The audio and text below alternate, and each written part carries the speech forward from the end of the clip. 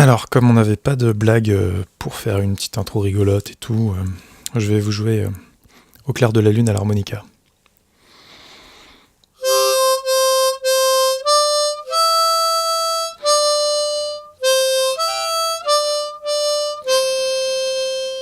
Merci. Sexe, politique, absurde, internet, numérique et gadgets en tout genre. Bienvenue dans l'école des facs.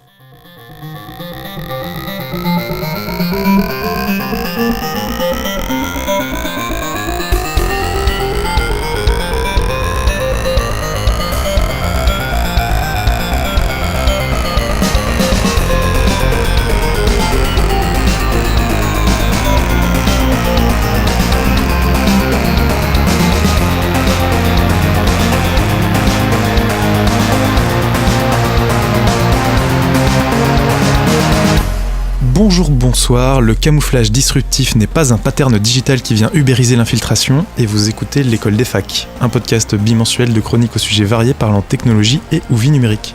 Ce soir, on va parler éducation, smartphone et thèmes sombres, avec en première partie Flashty qui va nous parler UI, UX. Bonsoir Flashty. Ouais, si la famille représente pour les quartiers nord, mec, je suis là présent dans le terre-terre. Tu peux nous résumer en 3 mots ta chronique ? C'est une chronique qui va montrer à quel point les gamers aiment tout ce qui est noir et qui est fort. Merci Flashty. J'avais demandé 3 mots.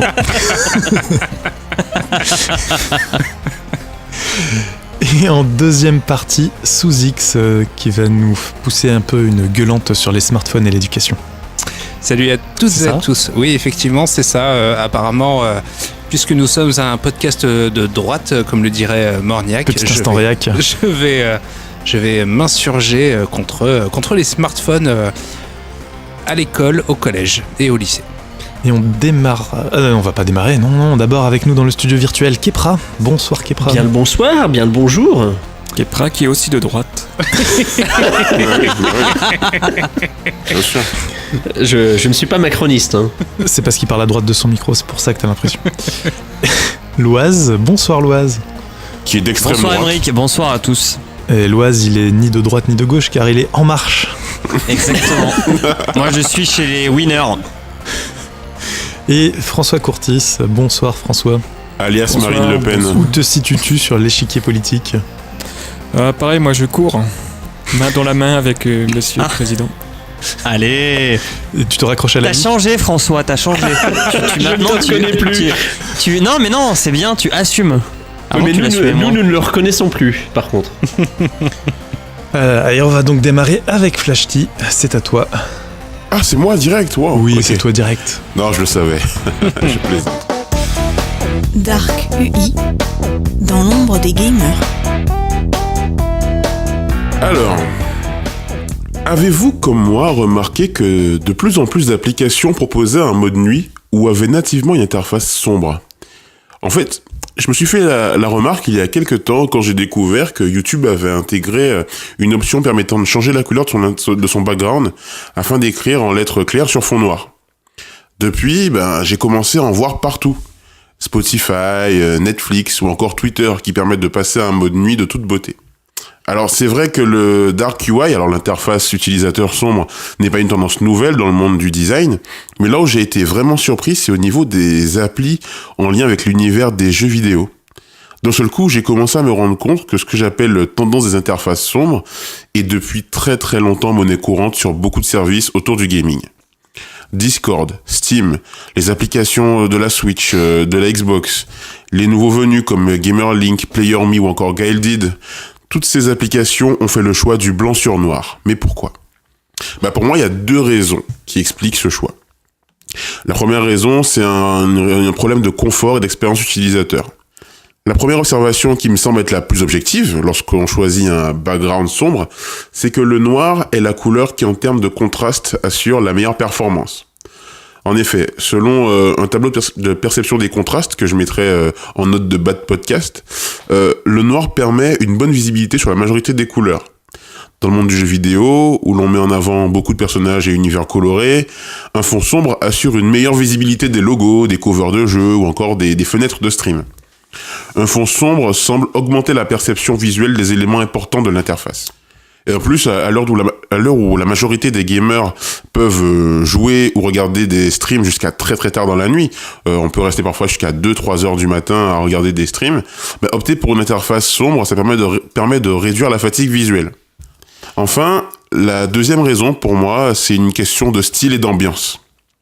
En fait, cet attrait pour le Dark UI chez les gamers, pour le comprendre, il faut reprendre l'histoire au début. Être simple et basique, comme dirait un ami de l'Oise. On observe depuis quelque temps une véritable division chez les gamers, qui se cristallise en 2 blocs.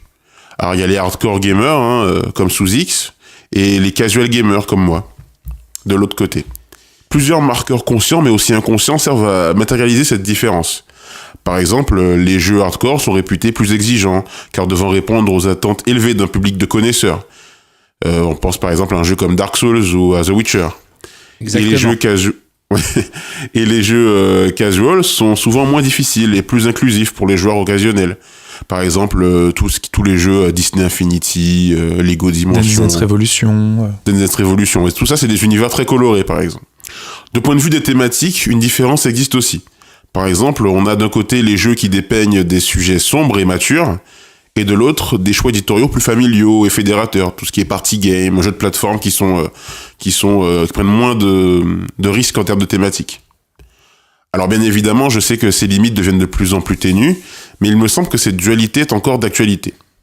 Dans l'imaginaire des joueurs, l'ambivalence du jeu vidéo se traduit jusque dans la direction artistique et le design des produits et des services qui leur sont destinés. Il suffit par exemple d'aller au rayon PC de la Fnac, ou bien de faire une recherche sur Google de PC gamer, et vous serez tout de suite convaincu. Le design d'un PC gamer répond aujourd'hui à des codes très précis. Alors on a une dominante de couleur noire pour les ordinateurs, Les boîtiers. avec des petites touches de couleur rouge sang, vert fluo. Et si jamais je vous demande par exemple quelle est la couleur de la PlayStation 4 à sa sortie, elle est Noire. Et la Xbox One quand elle est sortie, Blanche, Les noire. noirs. bah non, noir. Blanche. Donc, une envie de noir qui s'explique par le sens plus ou moins caché de cette couleur dans l'imaginaire. Alors bien sûr, il y a le noir c'est noir, il y a plus d'espoir de Johnny Hallyday. Mais en fait, le noir c'est aussi la couleur de l'élégance et de la distinction. C'est sobre, c'est une couleur qui montre aussi un certain luxe, une richesse. Les costumes de soirée sont des costumes noirs, les voitures de luxe sont montrées en modèle noir. À part la Ferrari, bien sûr, en rouge vif. Il est donc souvent associé aux produits coûteux et de grande qualité. Ça exprime la force, comme la ceinture noire du karaté, ou un café noir qui est un café corsé. C'est aussi le mystère et l'inconnu, un univers ténébreux qui correspond bien au côté badass qu'aiment se donner les joueurs hardcore. Il est donc naturel que pour un product designer, c'est-à-dire un créateur de produits, spécialisé dans le jeu vidéo, de reprendre ces codes hardware pour les adapter sur le software destiné à ces mêmes gamers.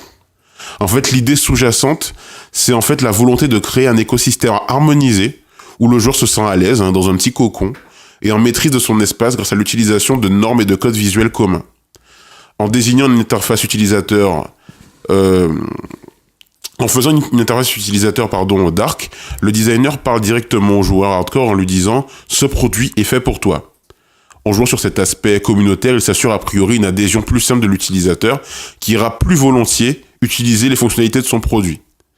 Donc voilà, la question que je vous pose, c'est si vous aviez remarqué cet état de fait, ce choix de design dans le monde du jeu vidéo.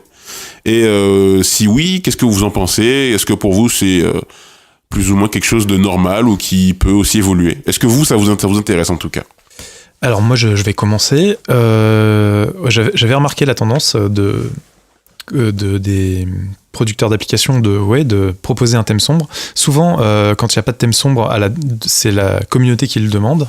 Et ça arrive bien régulièrement que l'éditeur se plie à la demande et produise une interface sombre si elle n'était pas déjà là. Et puis après, moi, je vais juste te donner mon avis personnel, c'est que je préfère une interface sombre parce que la plupart des applications pour lesquelles je préfère une interface sombre, comme les forums ou Discord, c'est que sur une interface claire, donc en écrit noir sur fond blanc, j'ai l'impression d'être face à un traitement de texte Et du coup, j'ai l'impression de me retrouver à devoir écrire une dissertation au lycée ou à l'école. Enfin, donc, du coup, j'aime pas. Donc, je préfère une interface sombre simplement pour le confort d'oublier l'école. Voilà. Oui, c'est vrai que c'est une des choses qui revient souvent, c'est que justement, on veut se départir de ce qu'on a l'habitude de voir, du noir sur blanc. Donc le fait de changer, d'inverser les couleurs, c'est une manière de se mettre en marge finalement. Et puis c'est un peu le côté sombre qu'on a tous en nous, notre côté emo dark qui écoute du métal, Tu pars en couille. du Evanescence en regardant la pluie tomber. Tiens, en parlant de emo dark qui regarde la pluie tomber en écoutant du métal, sous X, quel est ton avis sur cette chronique ? Alors écoutez, monsieur Emmerich, je ne suis pas d'accord avec vous, hein, vous êtes un dramaturge. Non, sincèrement, pour lire un texte, moi c'est fond blanc, écrit en noir. J'imagine pas les choses autrement. Par contre, je suis entièrement d'accord avec toi, Flashy, quand tu dis que les éléments ressortent beaucoup mieux sur un fond foncé, parce que on parle de fond noir, mais au final sur les applications c'est plus un gris très foncé que noir total. Alors pourquoi, ça c'est une question que tu n'as pas traitée, ça pourrait éventuellement m'intéresser si quelqu'un a un élément de réponse. Mais moi le problème c'est que ça me nique les yeux, quoi.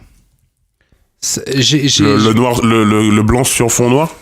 Bah, le blanc sur fond noir avec tous les éléments colorés. Là, je suis face au Discord de notre conversation et ça me fait très très mal aux yeux alors que je suis sur ta page. Est-ce que tu as une lumière d'ambiance ? Oui, j'ai une lumière d'ambiance. Elle n'est pas assez forte. C'est fort probable. Mais tu n'as pas tort, sous X, parce que en fait j'ai fait des recherches pour l'article et j'hésitais à mettre ce paragraphe supplémentaire.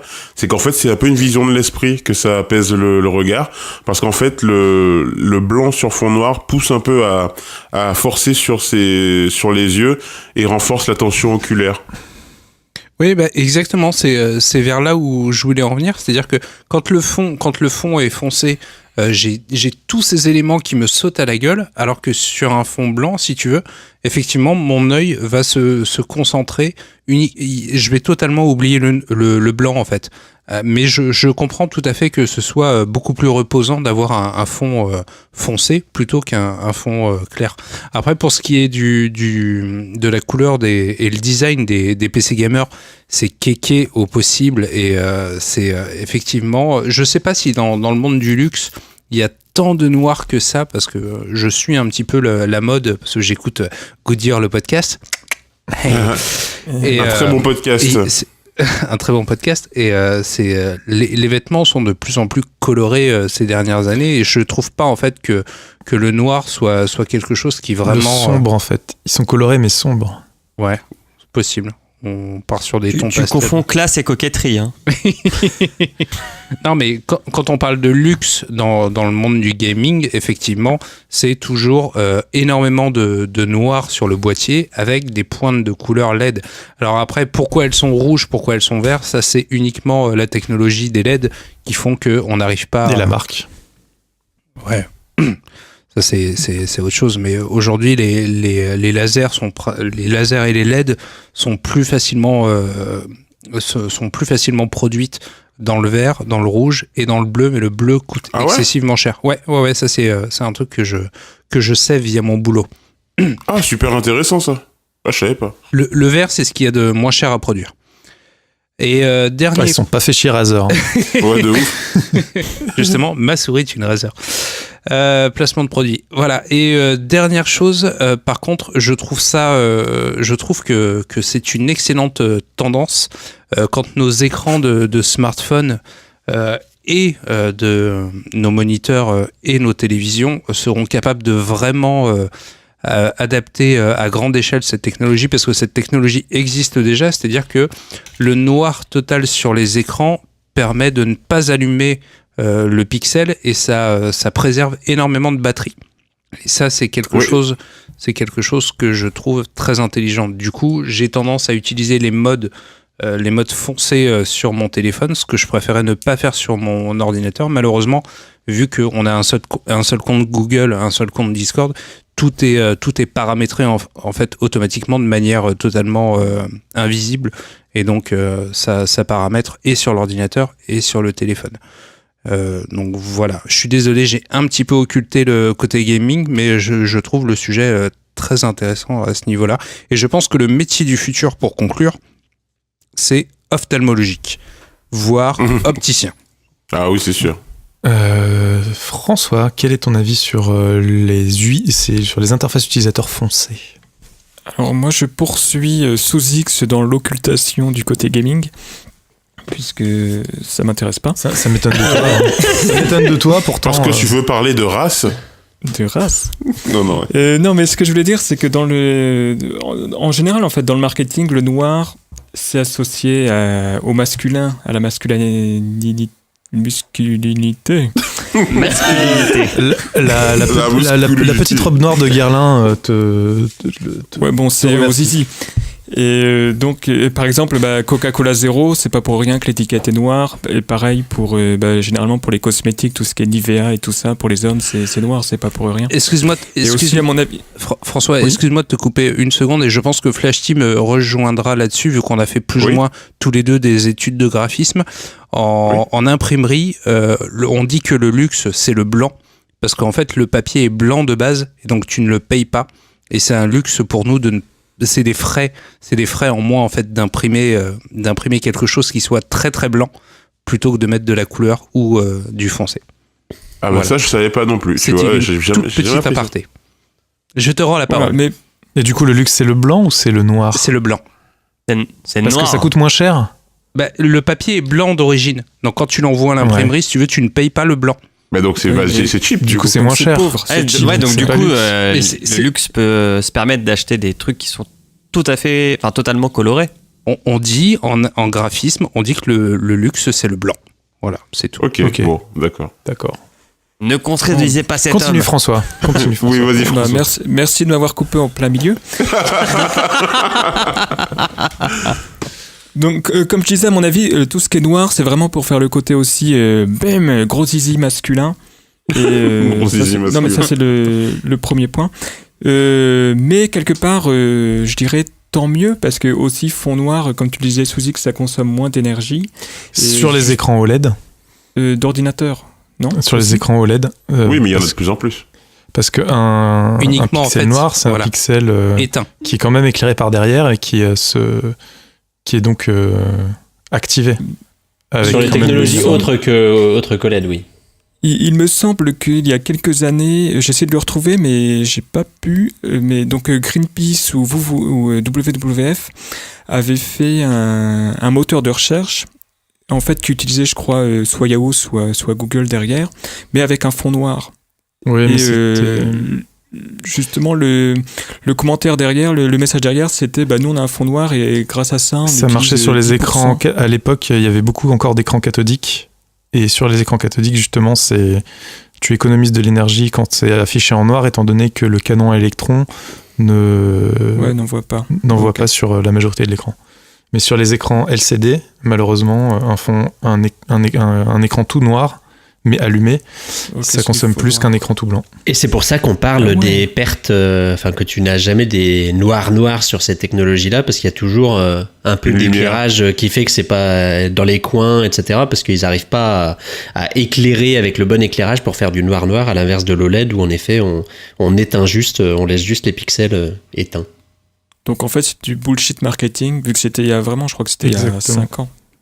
Exactement. Continue, on t'a coupé aussi. À moins que ce soit. Ouais, mais là c'était fait exprès. J'avais plus rien à dire en fait. Loise, qu'as-tu pensé, toi, de. Que penses-tu des thèmes bressons? Eh ben moi j'étais plus bête que vous, j'avais pas vu la tendance, mais maintenant que vous la mettez en lumière, je trouve que vous avez raison. Puisque un des produits que j'adore, qui est l'iPhone, avait proposé il y a quelques années une version or qui n'avait pas beaucoup marché, alors que la version noire de G, qui est une version noire mais un peu différente, a été Mais noire. a été très bien vendu. Alors, je pense qu'aussi Apple s'est très bien organisé ses ruptures de stock pour faire croire que ça marche très bien.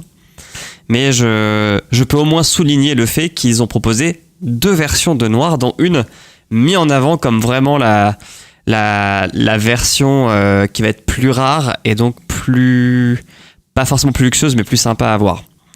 Après, moi, je suis dans la team c'est pratique pour les yeux.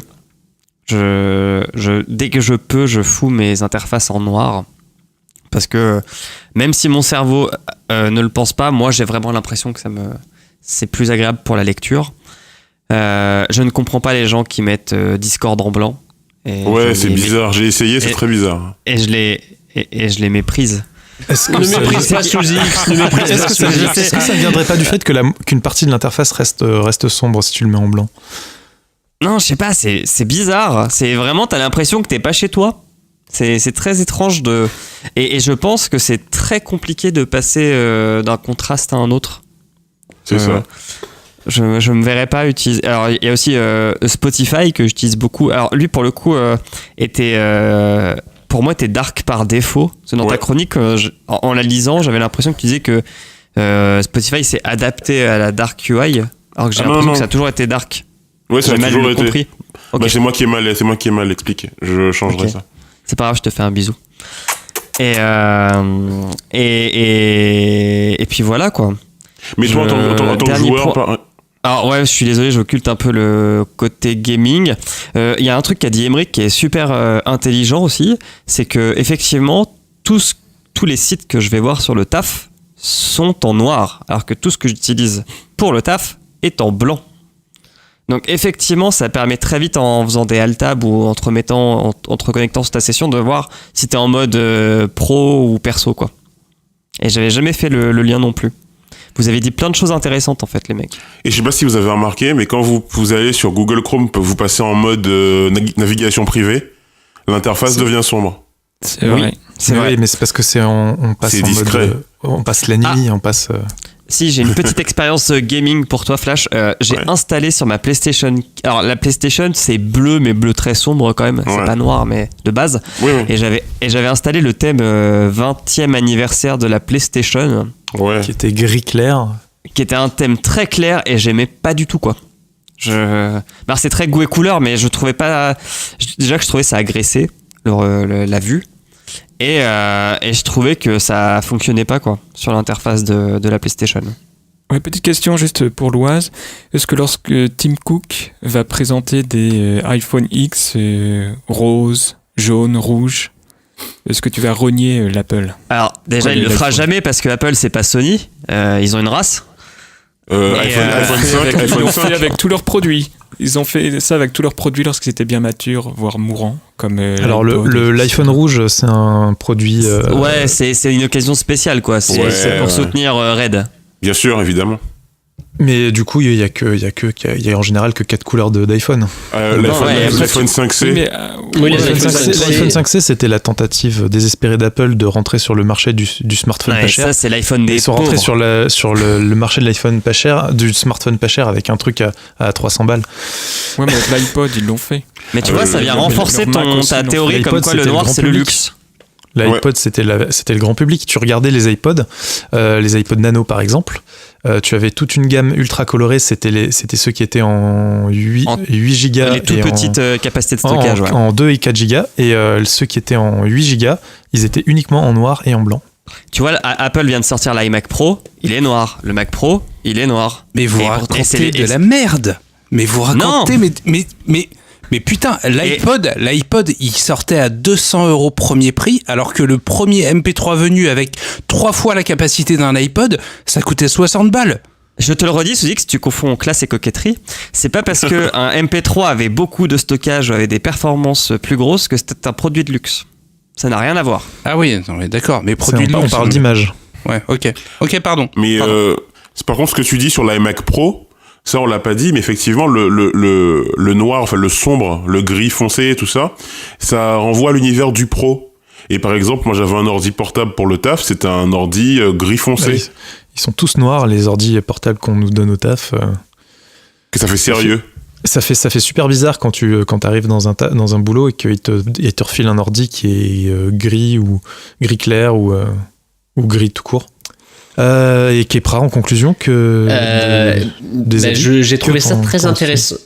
J'ai trouvé ça très intéressant et je pense qu'il y a pas mal de théories qu'on peut avoir et du coup je prolongeais un peu avec ma théorie qui est aussi sur de manière assez simple sur le contraste et donc la volonté ou non de mettre un contraste fort entre l'aspect gaming et le reste, et ça marche à la fois sur le hardware et sur le software, et on remarque une évolution, je trouve, à travers les générations sur le rôle qu'on veut donner à l'objet dans la pièce, donc que ce soit sur un ordinateur, donc là c'est pas gamer à proprement parler, mais les premiers ordinateurs étaient très objet qui se différencie un peu parce qu'il est blanc alors que le mobilier était pas forcément de ces couleurs là.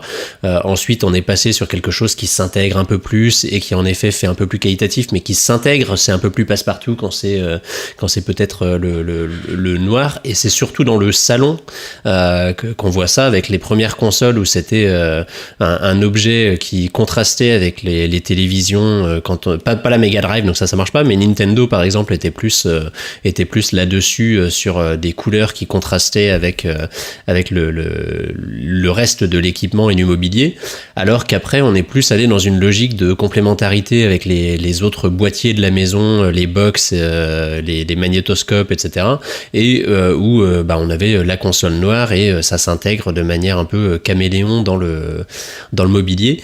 Alors qu'à l'inverse, dans les interfaces logicielles sur les ordinateurs, je pense qu'il y a vraiment cette notion, et ça a été évoqué par rapport au côté blanc, ces traitements de texte, etc. Je trouve qu'il y a cette notion et ça a été réévoqué aussi sur le côté, je sais quand je suis dans l'univers perso versus l'univers pro, c'est la différenciation avec l'usage qui est considéré comme standard d'un ordinateur où c'est tout est en blanc, et le premier exemple qui me vient à l'esprit de manière historique comme ça, c'est Steam quand ils se sont lancés, donc c'était pas du noir, c'était un kaki tout moche, mais il y avait cette notion vraiment de là vous rentrez dans un mode jeu, parce que vous êtes vraiment plus sur Word, Excel ou autre. C'est une interface propre, foncée, qui marque une différence. Et c'est pareil du coup sur des interfaces Netflix ou Spotify. Il y a d'un côté le boulot, le côté sérieux, noir sur fond blanc, et de l'autre, allez-y, c'est le loisir. Donc c'est pour ça que je trouve ça intéressant la notion de luxe, parce que je pense que luxe ou sophistication, etc., parce que je pense que ça rentre en compte, mais le contraste, et d'ailleurs dans les discussions qu'on a eues là, je pense que ça rentre bien aussi dans le débat. Sous X. Alors juste, tu veux réagir ? Ouais, juste pour conclure en fait, pour aller encore plus loin dans tout ça, je sais pas si vous avez remarqué, phrase de youtubeur basique. Je sais pas si vous avez remarqué, mais tu fais du stand-up, c'est ça ? Tu te prépares ? Ouais, exactement. Jamel Comedy Kids. On remarque ça aussi dans l'industrie, des téléviseurs, des lecteurs DVD et tout ça. Ça, c'est un truc que j'ai vu encore une fois au boulot. Désolé. Dans les années 90, tout ce qui était haute technologie, donc téléviseur, magnétoscope et tout ça, c'était en noir. À partir des années 2000 jusqu'à 2010, en gros, c'est des périodes de 10 ans. Tout était gris de 2000 à 2010, et à partir de 2010, tout est redevenu noir. Et c'est des tendances qu'on voit donc dans ce secteur-là. Et bizarrement, pour en revenir au luxe, c'est une tendance qu'on voit pas trop dans tout ce qui est électroménager. Enfin, je veux dire, tout ce qui touche au linge. Les machines à laver, les sèche-linges ont toujours été blancs. Ouais. Et dès que tu passes sur des machines plutôt haut de gamme, on a plutôt tendance à taper sur du gris. Du gris foncé, voire du noir sur ouais. Et pour les frigos. Je trouvais ça. Et des machines à laver aussi. Je trouve ça rigolo. En tout cas, merci, parce que grâce à vous, j'ai pu valider une hypothèse. Oui, on peut transformer un podcast en atelier de brainstorming UX design. Merci, et vous m'avez bien aidé pour mon travail. Mais de rien, ça nous a fait plaisir. Voilà, c'est tout. Et C'est pas gratuit, hein. On est très content, on t'enverra la facture FlashKey, mais en attendant, on passe à la chronique de Suzix. Éducation téléphonique. Attention de la réac. Alors, je ne mettrai pas de petit extrait de Emmanuel Macron en intro, quoique c'est tentant. Alors, nous parlons de technologie et ou de vie numérique, et ça tombe bien les amis. Parce qu'une fois de plus, j'ai envie d'être défaitiste. J'ai envie d'être alarmiste, de tirer la sonnette d'alarme. La fin du monde, tout ça. Allez, soyons fous, faisons tout péter. Je parlais... Non, non, s'il te plaît, pas de suite. Non. Je parlais récemment d'une étude qui démontre que le niveau d'intelligence était décroissant ces derniers temps, mais je n'ai pas vraiment expliqué pourquoi. Pourquoi, me direz-vous ? Eh bien, sachez que j'ai une théorie. Je vous entends d'avance me décrier et je vous dirai juste, dans un premier temps, de bien vouloir fermer vos gueules et de me laisser parler, merci. Laissez-le parler. Comme François Cortis, j'ai malgré moi parfois le don de lire l'avenir, oui. Voire même de le créer. Oui, de le créer. Et aujourd'hui, je vais vous parler de smartphone. Le smartphone. Ah, quelle belle invention de merde. Oui, ce petit ordinateur qui vous accompagne tout le temps, tous les jours, que vous rangez près de vos parties intimes, dans votre poche, pour faire plaisir à François, ou près de votre carte bleue, dans votre sac à main, il ne vous quitte jamais. Ce smartphone, c'est l'équivalent de la météorite ayant mené à la destruction et l'extinction des dinosaures. RIP, petit pied. Alors, je vais vous dire, et je vous le dis, ce minateur, contraction de mini et ordinateur, va tous nous faire disparaître suite à la bétification de nos enfants chéris. Béatification ou bétification ? Non, bétification. De nos enfants chéris. Ils ne sont pas envoyés aux cieux. Mais pourquoi donc ? Un abrutissement, quoi. En gros. Ouais, voilà, c'est ça. Parce que vos parents vont vous l'acheter dès l'âge de 10 ans. Vous serez en CM1. CP pour les plus précoces ayant reçu trop tôt l'appareil maudit. En classe, vos enfants... CP à 10 ans... Ah bah moi j'ai fait... Non mais... C'est pas précoce. Laissons-le. Continue, pardon. J'ai fait le calcul par rapport à ma propre expérience, mais quand c'est CM1, 10 ans, c'est pas CP. Oui, non, mais t'as dit CP pour les plus précoces. À 10 ans, c'est pas le CP à 10 ans, c'est pas précoce. Oui, non, mais CP pour ceux qui auront plus précocement reçu leur smartphone.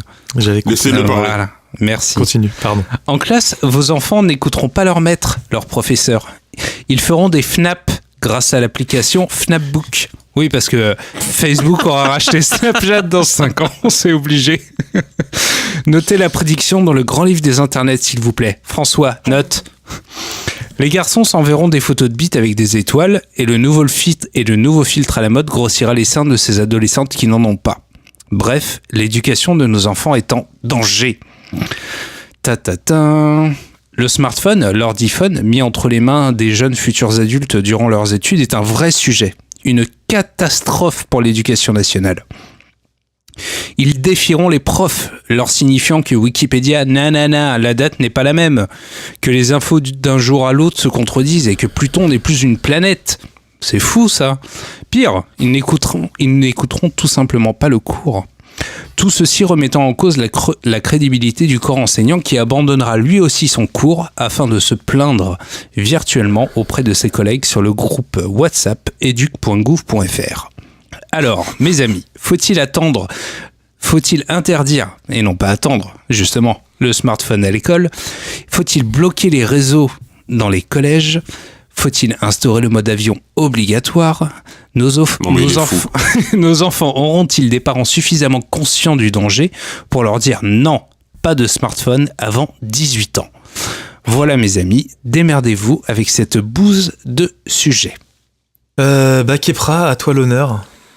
Je suis triste ce soir. Je suis triste ce soir. Je suis consterné et je ne veux pas de ce futur que tu oses imaginer et qui est déjà une sorte de présent, mais où la réaction et les différentes questions que tu nous poses me semblent trop ressembler à à ce que fait l'éducation nationale en France depuis bien longtemps, et se dire il y a une sorte de problème, et du coup on s'acharne pour essayer de garder la manière dont fonctionne l'école actuellement, en bloquant les choses qui pourraient venir l'embêter, plutôt que de l'embrasser et d'essayer d'en tirer les bénéfices qu'on peut y trouver. Et par exemple, ça ressemble au fait qu'on se dise les gens, ils écrivent plus bien le français, la solution qu'on a toujours eue jusqu'à présent, c'était de faire des dictées. On va refaire des dictées tous les jours. Magnifique solution pour ne pas régler le problème.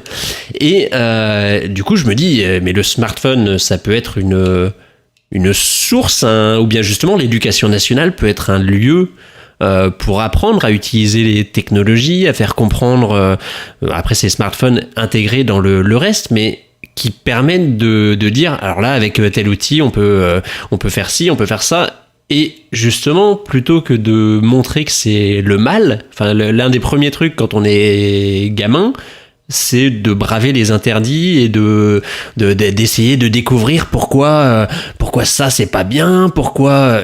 Et donc je redoute que si la solution n'est pas une des questions alternatives qui est embrasser l'outil pour je sais pas comment, ça c'est le rôle des gens qui font le programme de l'éducation nationale, mais l'utiliser et en tirer le meilleur pour faire en sorte que on apprenne avec et faire avec les évolutions, parce que ça c'est le genre de question qui fait que dès qu'il y a une innovation, on se dit ah bah non mais on n'a pas prévu ça comme ça, du coup il faut bloquer, et on reste totalement en arrière et dans un passé qui n'a plus d'avenir. C'est beau. Et donc voilà, donc je pense que il y a d'autres solutions pour exploiter les technologies. D'accord. Et est-ce qu'éventuellement Kepra et vous autres, après votre intervention, vous auriez des anecdotes par rapport à vos études où le smartphone a été amené. Je commence et je laisserai la parole à Kepra. Je sais que moi, quand le baladeur MP3 est arrivé. J'étais au lycée et j'avais tendance en fait à le mettre dans ma poche et à faire glisser l'écouteur le long de ma manche et de mettre ma main. Ça devient érotique. Ma main sur mon oreille et j'écoutais ma musique d'une seule main en faisant semblant d'écouter le prof. Et je me sentais très intelligent de faire ça, mais je sentais trop rebelle. Bah ouais, carrément. Alors j'essayais de me rappeler si le smartphone existait à l'époque de mes études, mais ça c'était réglé non. Donc Internet. ça c'était le bon premier point. Internet existait, et c'est vrai qu'on s'amusait bien dans les cours d'éducation à l'informatique à faire des choses que le prof ne comprenait pas. Ça c'était marrant. En option technologie. C'était peut-être ça, en option technologie. Ah, quand on faisait les enceintes avec des fers à souder et tout ça. Ouais, c'est encore autre chose, mais non. Et par contre, par rapport à ton exemple, je sais pas, j'avais un lecteur CD portable ça c'était vers la toute fin le lycée, une grande expérience de commande internationale, un lecteur CD MP3 avec télécommande qui affichait les paroles, et ça c'était la révolution. Et je me souviens, il y avait un buffer de 8 mégabits qui permettait d'avoir 8 secondes où on pouvait secouer le lecteur CD MP3. Souvenez-vous de ce genre d'anecdotes, les jeunes. C'était la révolution. Et je l'écoutais sur le chemin. L'anti-choc, ça s'appelait. L'anti-choc, c'était révolutionnaire. Et je l'écoutais sur le chemin vers l'école, et je le rangeais et je le réutilisais après. J'avais pas de problème avec ça. La plus grosse disruption technologique que je pouvais faire en cours, c'était d'utiliser ma... Ah non, il y en a une autre, mais ma montre chronomètre. Montre chronomètre pour rester le plus longtemps sur les deux pattes arrière de la chaise. Et chose révolutionnaire, vers la fin d'année ou la fin des trimestres, quand il y avait des vidéos qui étaient passées, on était plusieurs pour des raisons que je n'expliquerai pas dans ce podcast, à avoir récupéré de manière gracieuse des montres télécommande Casio. Et on s'amusait à éteindre la télé. Enfin, c'était gentillet, quoi. Le professeur qui s'inquiétait, mais pourquoi la télé, elle s'éteint Depuis, il en est mort. Mais c'était gentillet. Mais ça restait très gentil. Mais non, je n'ai pas d'anecdote où je me dis, a posteriori, c'est quand même affreux l'usage des technologies que j'ai fait. Après, il n'y en avait pas autant que maintenant, ça c'est sûr. Moi, en fait, sur cette chronique, je te trouve encore très catégorique, avec un avis tranché. Je pense pas qu'on puisse te faire changer d'avis. Sous X. Compliqué. En fait, je trouve que, comme le dit Kepra, l'angle d'attaque actuel de l'éducation nationale ou le ministère de l'Éducation supérieure sur le smartphone est comme d'habitude un peu archaïque. Et que, en fait, le smartphone, ça reste un outil qui peut être formidable. Vu que les gamins d'aujourd'hui, ils sont tous sur leur smartphone, on va dire, très longtemps dans la journée. Autant en profiter pour essayer de leur faire utiliser de façon intelligente, pour leur faire apprendre des trucs, pour leur faire apprendre à apprendre. Et donc, ce serait une très bonne idée de l'intégrer dans le processus éducatif. Moi, j'ai une petite anecdote. Je suis d'une famille d'enseignants. Donc, j'ai encore de la famille qui n'est pas à la retraite et qui me témoigne que aujourd'hui ils peuvent pas confisquer, puisque c'est interdit de confisquer. Les profs ne peuvent plus confisquer des trucs aux élèves, et que donc il faut leur demander gentiment de l'éteindre en entrant dans la salle et leur faire confiance là-dessus. Et que évidemment, ils ont beau tenter d'être hyper discrets, ils se font cramer à 10 km quand ils passent toute l'heure de cours en train de regarder leur entrejambe. Ça se voit qu'ils sont pas en train de suivre. Et que donc parfois, les profs aimeraient bien avoir des brouilleurs de signaux pour empêcher les élèves d'utiliser leur smartphone. Moi, j'aurais une solution qui demanderait plus de réflexion de la part du gouvernement et des acteurs de la téléphonie. Ce serait que quand on est dans un collège ou un lycée, les smartphones se connectent à une antenne qui ne permet pas l'usage de la data, qui permet juste les appels et les SMS pour les urgences. Et peut-être profiter justement pour déployer un réseau Wi-Fi sur tout le collège ou tout le lycée, qui permettrait d'accéder uniquement au cancer. Au cancer. Uniquement au contenu, comme un filtre qu'on peut avoir en entreprise quand on a un accès à Internet, qui permet assez restrictif. Ça permettrait déjà d'empêcher les élèves de passer leur cours sur Snapchat au lieu de suivre. Mais surtout, en fait, intégrer le smartphone, quoi. C'est un outil génial. Ça peut être, par exemple, en histoire, en géo, faire des petits concours. Le premier qui va trouver le vrai fact, la vraie date, quelle est la vraie info. Ça peut être assez intéressant, la course à l'info, le croisement d'infos. Ça peut être ludique d'utiliser un smartphone. Voilà, c'est mon avis. Et pour les petites anecdotes personnelles, j'ai plus de la trentaine, je vais pas le cacher. Donc les smartphones à l'école, au collège ou au lycée, ça n'existait pas. C'était un rêve lointain. Par contre, on avait des calculatrices graphiques, vu que j'étais en filière scientifique, et on pouvait installer des petites applis ou des petits jeux. Et grâce au fameux TI GraphLink, jouer à Tetris à 2. Street Fighter, magnifique. C'était assez bouffait sympathique. toutes tes piles. Oh non, ça allait encore. Non, Street Fighter, ça bouffait toutes tes piles. Street Fighter, ça bouffait Tout à fait. Et et puis après, j'ai fait des études d'informatique, donc on avait très souvent des ordis en cours, donc le smartphone n'avait pas forcément une super utilité. Voilà, c'est pour moi. Flash-T.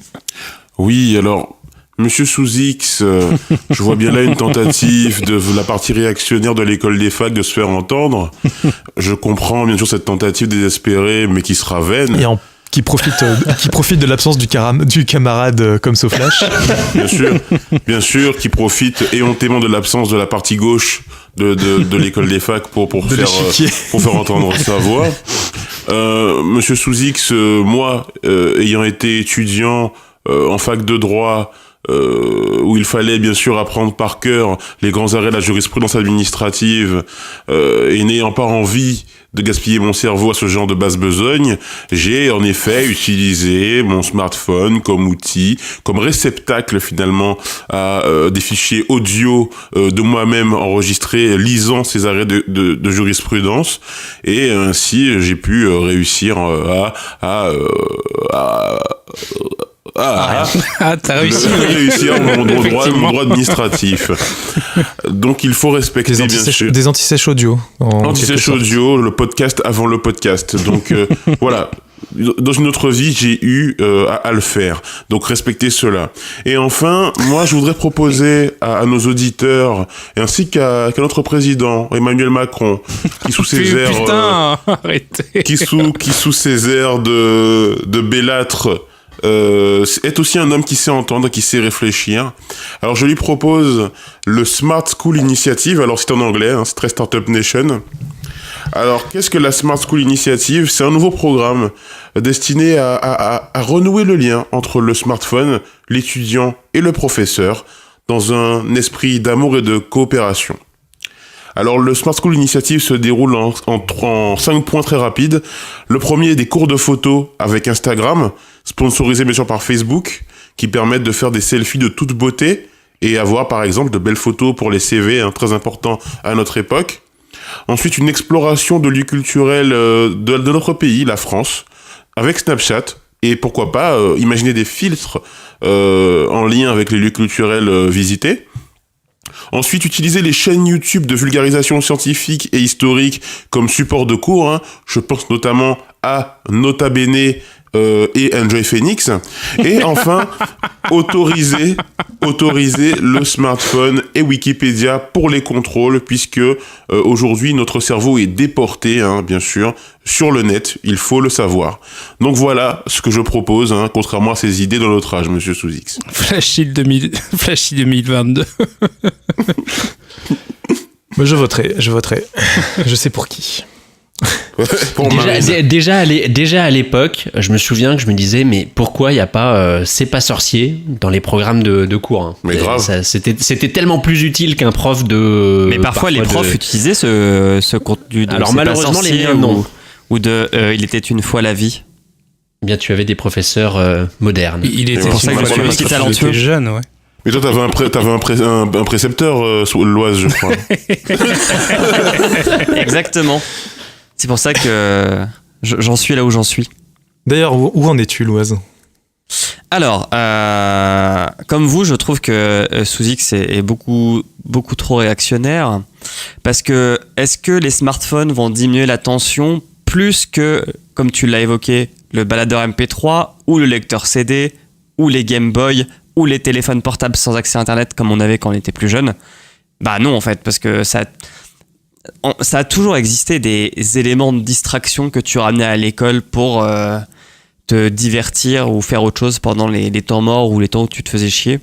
Le coup du casque dans la manche, je l'ai fait aussi, surtout en cours d'anglais, et maintenant je le regrette. Mais oui, mais tu vois, t'avais pas besoin d'avoir un smartphone et Internet pour faire autre chose que d'écouter ce que le prof avait à faire. Sur le point de changer le contenu, je suis pas d'accord non plus, mais un peu moins que sur l'attention, parce que changer ce que dit le prof, moi j'ai toujours adoré ça, faire chier les profs et dire non t'as faux, c'est pas ça, gna gna gna. Donc c'est juste qu'avant fallait être un peu plus baqué que maintenant, où effectivement quand tu vas sur Wikipédia tu peux juste checker et changer. Je vais juste t'interrompre une seconde pour te dire, effectivement, le baladeur MP3, la Game Boy et tout ça, c'était aussi des éléments perturbateurs qui auraient pu rentrer en ligne de compte dans ma chronique. La seule différence, c'est que c'était totalement personnel. Alors que là, le smartphone, si tu veux, tu peux toucher tu peux perturber l'ensemble de ta classe parce que tu peux envoyer des messages à tous tes potes dans la classe, alors que la Game Boy, c'était toi et là où le Game Boy, hein, c'est un autre débat. Et pareil, et pareil pour la musique que tu écoutais. tu n'emmerdais personne d'autre que toi. C'était uniquement ton attention qui était touchée. C'était pas l'attention des autres. Certes.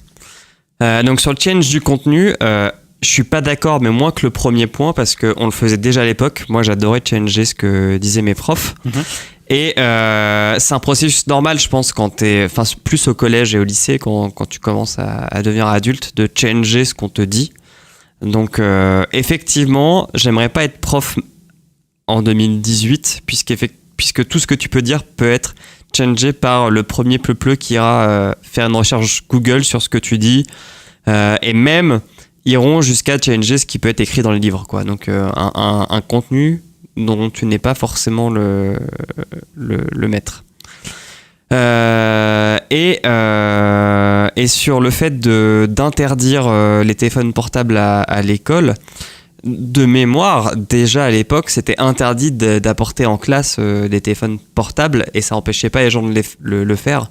C'est juste que les chefs d'établissement, et je pense le ministère de l'Éducation nationale au global, est un peu plus laxiste que ça, puisqu'il y a quand même des pays ou des établissements privés qui font que quand un élève amène un téléphone à l'école, parce que les parents disent souvent « j'ai envie qu'il puisse me joindre au cas où il finisse plus tôt et une couille arrive, etc. » En fait, ils le mettent chez un CPE, et donc chacun a un numéro, et du coup, si tu as besoin de ton téléphone, tu vas chez le CPE le chercher, quoi. Donc, non, mais on pourrait... Ça marche pas parce qu'on veut pas le faire. Non, mais en fait, désolé de te couper, mais c'est juste dire à une personne qui a un téléphone portable qu'il a payé un certain prix, tu arrives à l'école, tu peux pas l'avoir, ça marche pas pour moi. L'idée, c'est quoi? C'est tu passes 7 heures dans ta journée et ton outil, il finit dans le bureau de quelqu'un d'autre. Non, mais t'es d'accord qu'aujourd'hui, pour apprendre à l'école, ton smartphone ne t'est pas utile? Bah, si t'as envie de faire une pause dans la journée, c'est bien. Non, mais pas en cours. Pas en cours. Mais pourquoi pas en cours? Bah, t'as pas besoin d'avoir un smartphone pour au boulot, réussir ton apprentissage et ton éducation. Mais au boulot, on a des fois un téléphone portable au boulot. Ouais, mais là on parle pas du boulot, on parle de l'école. Mais pourquoi est-ce que le boulot et l'école seraient différents? Pourquoi est-ce que au boulot, parce qu'à l'école, parce que exactement, parce que t'es responsable au travail. Alors que quand t'es un enfant à l'école, tu n'es pas forcément responsable de tes actes, de tous tes actes. Juridiquement, t'es pas besoin d'un responsable. cadre. Bah n'importe quoi. Juridiquement, juridiquement, t'es pas responsable, Flashy. Moi, je suis pour renouveler ce cadre-là parce que je ne comprends pas aujourd'hui. Les gamins sont beaucoup plus matures que nous au même âge. Bon, ils ça se discute. Ah oui. Ils se masturbent. Pas sur les mêmes aspects. Mais ça n'a rien à voir avec la masturbation. Aujourd'hui, les gamins vivent dans un monde où ils sont beaucoup plus en interaction avec d'autres jeunes. Ils ont beaucoup plus accès à des technos que nous on a. Si nous on avait eu les technos qu'ils avaient eu à notre époque, on n'aurait pas su quoi en faire. Non, mais je dis pas qu'ils peuvent pas l'utiliser dans leur scolarité. Je dis, si on foutait tous les téléphones portables dans un bureau, ça ne les empêcherait pas d'apprendre et de faire leur scolarité. C'est pas nécessaire. Au contraire. C'est ça que je dis. Il y a une sacralisation de l'école comme un lieu, complètement coupé du monde. Moi, je suis contre. Mais t'empêches les gens de faire leur travail. Flash. Mais les gens mais c'est pas comme si les profs c'est pas des postiers ou c'est pas des boulangers. Ils travaillent sur de l'humain, donc un humain, ça des fois ça a de l'attention, pas d'attention. Si le mec est pas capable d'attirer l'attention de ses étudiants, c'est sa faute. C'est lui qui sait pas faire en sorte que les étudiants soient intéressés. Non, pas forcément. Deuxième point, et pour bifurquer sur l'éducation et le monde pro, enfin le fait d'avoir son téléphone au taf, moi je déteste quand tu fais une réunion, que tu présentes quelque chose et que quelqu'un joue sur son téléphone, enfin ou fait autre chose sur son téléphone.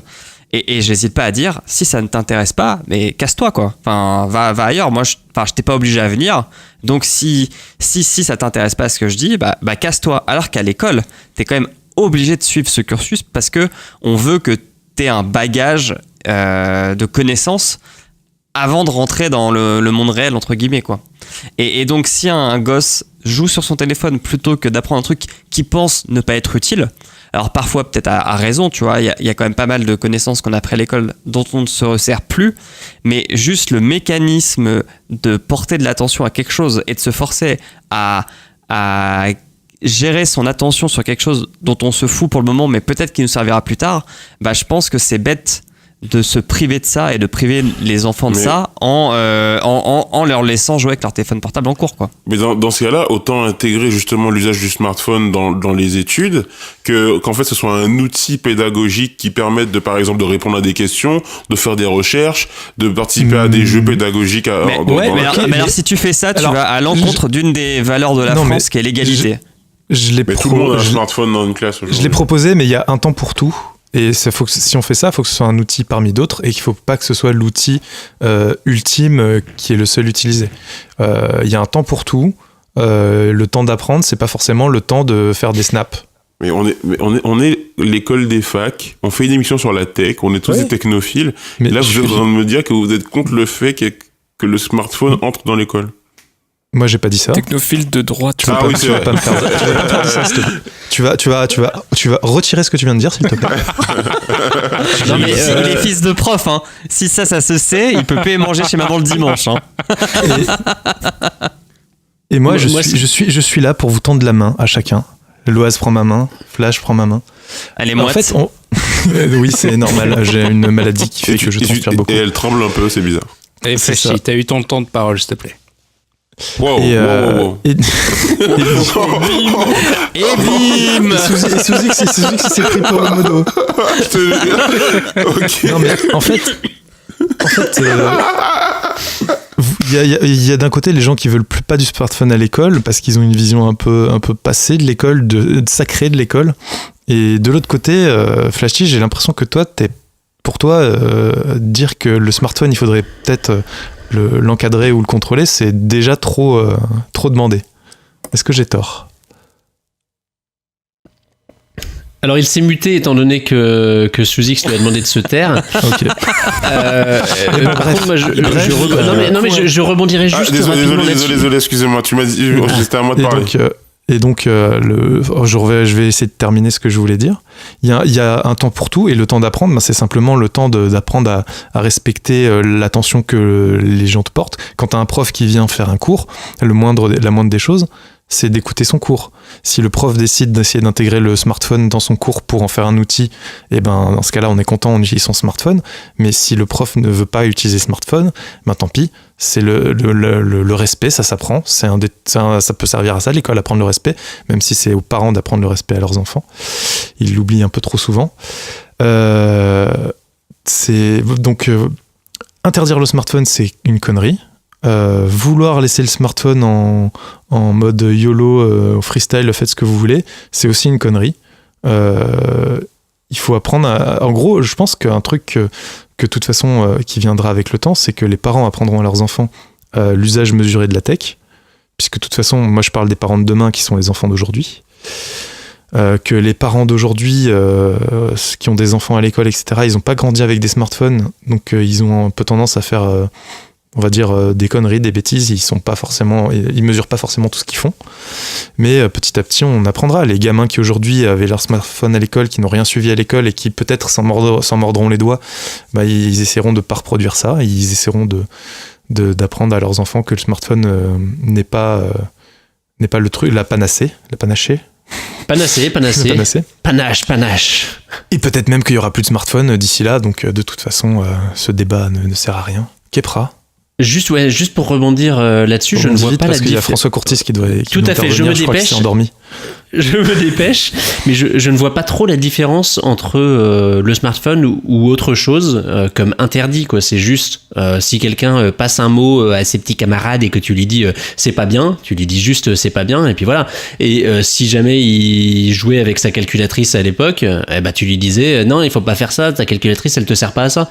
En effet, normalement c'est les parents qui ont ce rôle-là, et donc je comprends que la solution de facilité, parce que ça rajoute potentiellement un peu de tâches aux professeurs, la solution de facilité c'est d'interdire, mais ça me fait penser à d'autres, encore une fois c'est la manière dont l'État gère parfois des interdits.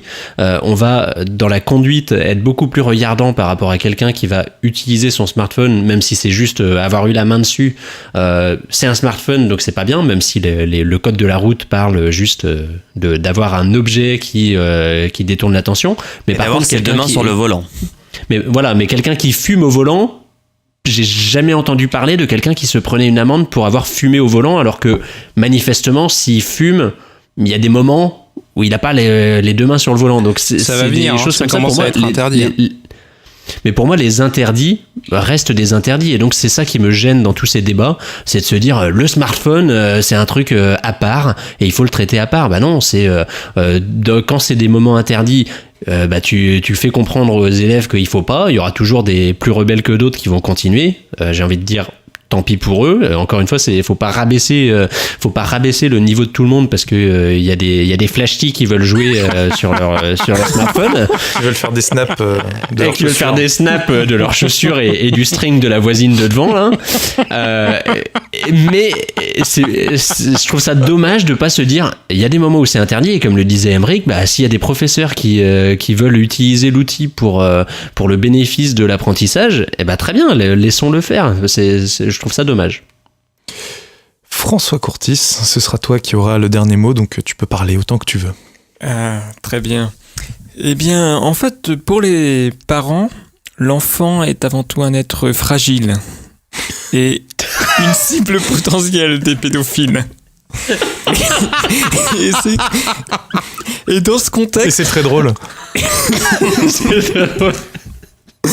Et dans ce contexte, non mais sérieusement, et au moins comme ressenti. Bon, t'es sérieux là en plus. Ok. Non mais si, dans le ressenti des parents, c'est quelque chose qu'on voit beaucoup. Et donc évidemment, le téléphone portable est ce moyen, premièrement déjà pour le localiser facilement, et aussi donc pour appeler les parents en cas d'absence, d'ailleurs entre parenthèses trop fréquente des professeurs.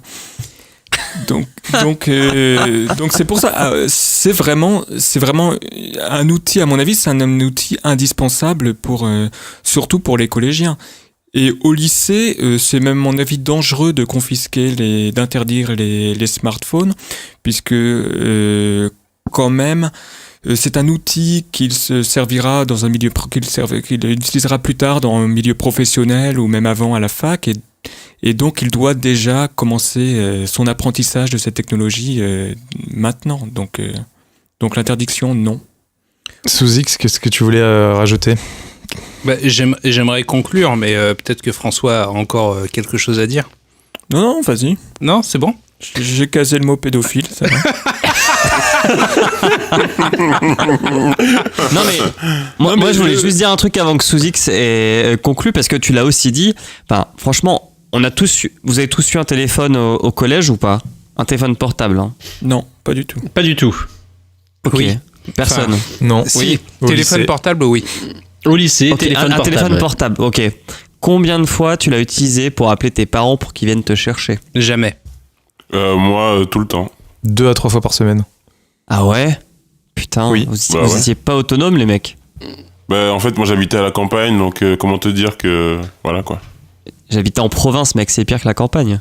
Ouais, c'est vrai.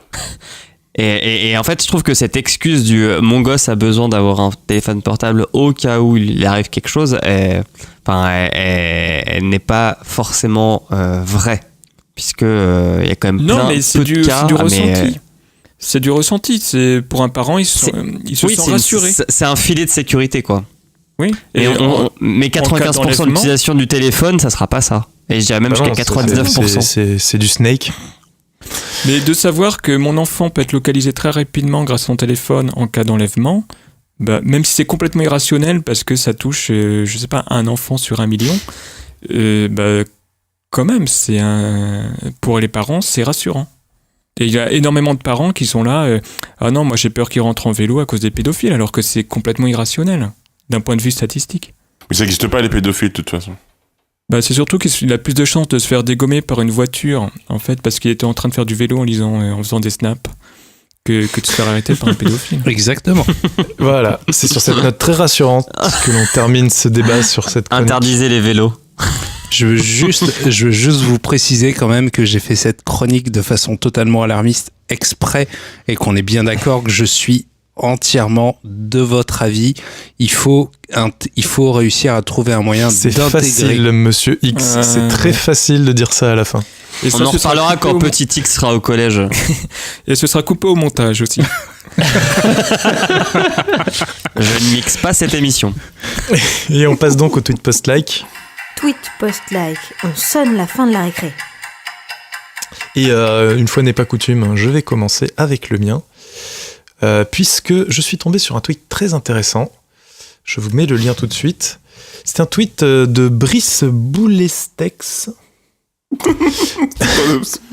qui nous fait une petite liste de tournures à éviter en 2018 et qui nous fournit les équivalents français pour qu'on parle bien la France en 2018. Et donc je vais lire ça vite fait. À la place de checker, on dira vérifier ou contrôler. À la place de wording, on dira message ou style. À la place de faire un retour, on dira tout simplement répondre. À la place de fixer, on dira corriger ou réparer. À la place d'impacter, il faudra plutôt utiliser affecter ou modifier. Et enfin, mon préféré, celui que de toute façon, celui pour lequel nous ne finirons jamais de nous battre. À la place de digital, il faut dire numérique, car digital, c'est tout ce qui a trait au doigt. Ouais, et donc à l'épisode précédent. Digitale, elle a lieu dans le porno. C'est ça. J'ai vu passer ce tweet, il m'a pas fait rire du tout. Alors un twist ne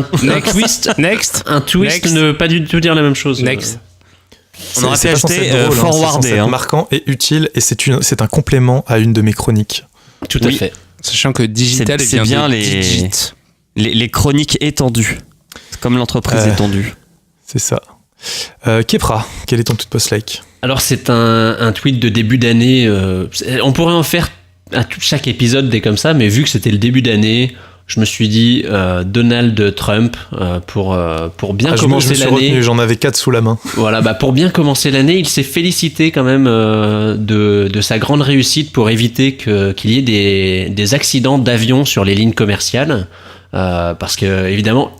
C'est grâce à lui. Il n'y a eu aucune mort, figurez-vous, en 2017 sur des vols commerciaux. C'est évidemment grâce au mandat de Donald Trump. Et en fait, je rebondissais plus sur un tweet de Bryan Cranston, que vous connaissez entre autres comme père dans Malcolm, ou évidemment un certain dealer producteur de stupéfiants, de substances illégales, et il remercie Donald Trump d'avoir empêché les vols commerciaux, les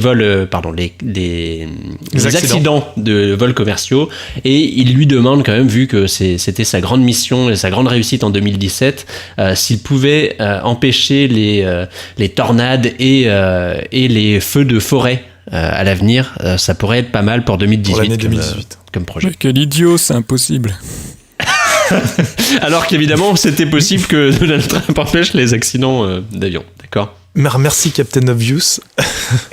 Loise, quel est ton tweet post-like ?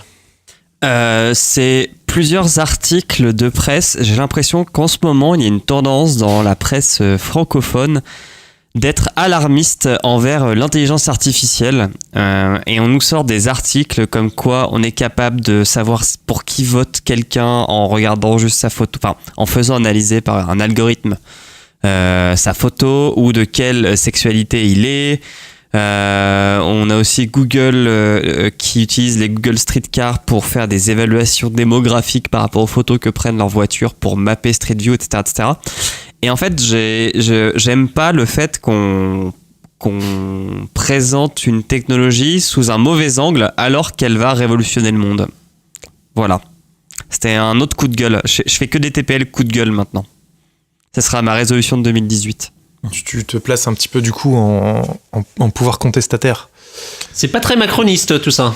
Ah bah si, ça. Totalement. C'est renverser l'ordre établi. C'est contre le statu quo. Et pour finir, François Courtis. Et non, pas pour finir. Oui, si, pour finir, François Courtis. Quel est ton tweet post-like ? Alors, c'est un tweet de Romain Bourrel, et c'est avec une photo d'un... comment s'appelle ce truc là ? D'un plateau McDonald's, et avec les frites savamment agencées. En fait, il a reproduit le flag et le drapeau de l'URSS. Voilà, donc une petite blague visuelle comme ça, que je dédie donc à notre ami... Cosmo revient. Non, mais ils deviennent fous sans toi. Mais il n'est pas communiste. Ah non, il est post-capitaliste. Pardon. Cosmo Flash, donc, qui a quitté ce podcast. Ouais, c'est un peu brutal, mais je pense que tout le monde s'était rendu compte de quelque chose. Mais non, arrêtez vos conneries. Pour des raisons politiques, évidemment. Ben, c'est si vous voulez faire un podcast sur Mélenchon, Mélenchon et le digital, on a dit non, c'est trop marqué. C'est beaucoup trop marqué. Bah, on a été arrêté par Macron, hein, il faut le dire. Ben oui, évidemment. la commande en tour. On a reçu un message de GG Colomb est venu nous dire qu'on devait arrêter. Merci François pour cet hommage à Comme So Flash. Comme So Flash, une pensée pour toi. Vive Philippe Poutou. Et c'est ainsi que se termine l'épisode 18 de l'école des facs. Chères auditrices, chers auditeurs, merci de nous avoir écoutés. N'hésitez pas à nous envoyer plein d'amour sous forme d'étoiles iTunes. S'il y a des sujets que vous voulez sur lesquels vous voulez nous entendre parler, vous pouvez nous les suggérer dans un commentaire 5 étoiles de préférence, promis. On se penchera dessus. Si vous souhaitez réagir et pourquoi pas intervenir dans une prochaine émission, vous pouvez aussi nous pinguer sur Twitter ou Facebook @École des facs et YouTube l'École des facs podcast. Sous X n'a toujours pas mis à jour. Pour une fois, j'allais fermer ma gueule, mec. D'ici là, il l'aura fait. C'est vrai, mais peut-être pas. Moi, je pense qu'il l'aura fait. C'est la chaîne YouTube de Schrödinger. Vous ne saurez pas sans le savoir, sans aller voir. On a besoin d'inviter. Vous pouvez retrouver les liens de l'émission, les tweets post-like sur notre site écoledesfacs.fr. Mes amis, je vous laisse le mot de la fin. Êtes-vous sûr que tout ce que vous vivez est vraiment réel? Éric Zemmour. Je ne pensais pas tout ce que j'ai dit pendant ma chronique. Un podcast de droite. Sous X-ment. Assumé. Portabilité. Allez, à dans 2 semaines. Ciao, tout le monde. Salut. À la prochaine.